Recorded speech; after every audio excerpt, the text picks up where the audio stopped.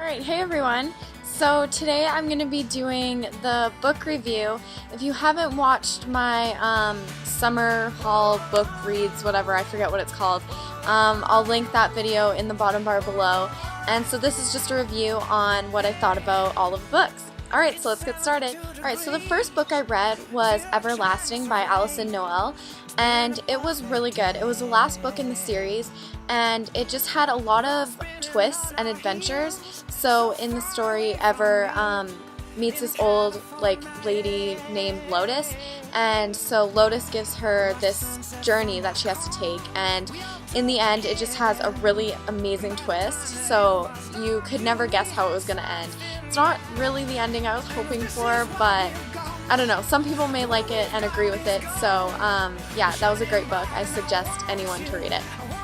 Alright, so now the second one was Summer of Skinny Dipping, and this book, on the back of it, it didn't give a description on what it was about, so it was kind of a mystery book for me, and I wasn't really expecting anything because I wasn't sure what it was about or anything like that.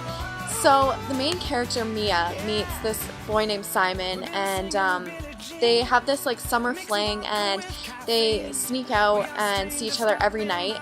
And so they're in the Hamptons, they're staying in these cottages, and so they sneak out and meet each other every night. And it just it's about their relationships growing and getting stronger. And then Simon is tells Mia that, have you ever tried skinny dipping? And she said no, and so he was just so convinced to get her to skinny dip, and so finally they do, and every night it's their adventure of skinny dipping or whatever, and they just have all these amazing times. And also at the end of this book there's a really big twist, so I'm not going to give that away because it's huge. And yeah, so it was a really good book actually.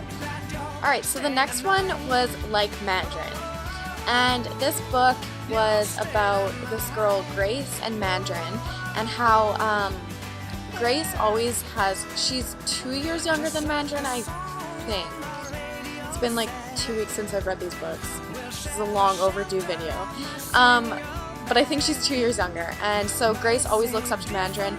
Mandarin is kind of she doesn't have any friends at school, but she's really looked up to, everybody talks about her, and a lot of girls envy her, and all these guys want to be with her, but nobody really gets to know her. And then one day Grace and Mandarin are paired together for this group project, and Mandarin asks to be paired with Grace, so they have this friendship, and Mandarin's just really wild and out there and does all these crazy things, and she gets Grace starting to go on all these adventures with her. One night they break into the general store, and they steal all these stuffed animal heads off the walls, and they throw them into the river.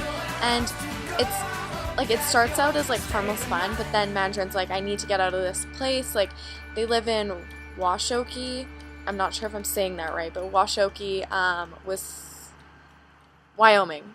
Washokie, Wyoming. That's where they are. And she says, I need to get out of here, and then so they keep talking about running away. And so Grace is okay, well, not really sure about it. But then finally she decides that she's going to, and then this stuff happens, and there's also another twist, so I can't tell you about what happens in the end. But it's kind of it's a sad story, but it's really good to read at the same time. So I don't know, it's really good.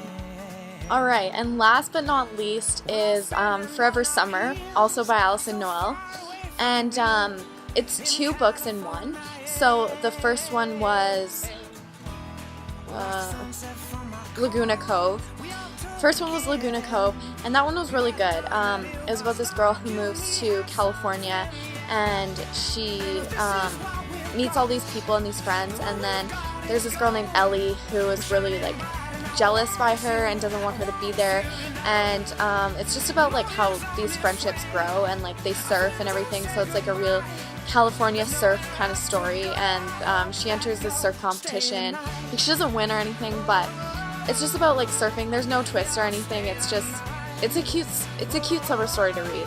And then the second one was called Cruel Summer, and I wasn't a fan of this one. I don't know, it was okay, but I just found it really hard to read because it was written in blog or like letter text messaging style, so like it wasn't from other perspectives, it was just from this one girl's perspective of her writing this blog.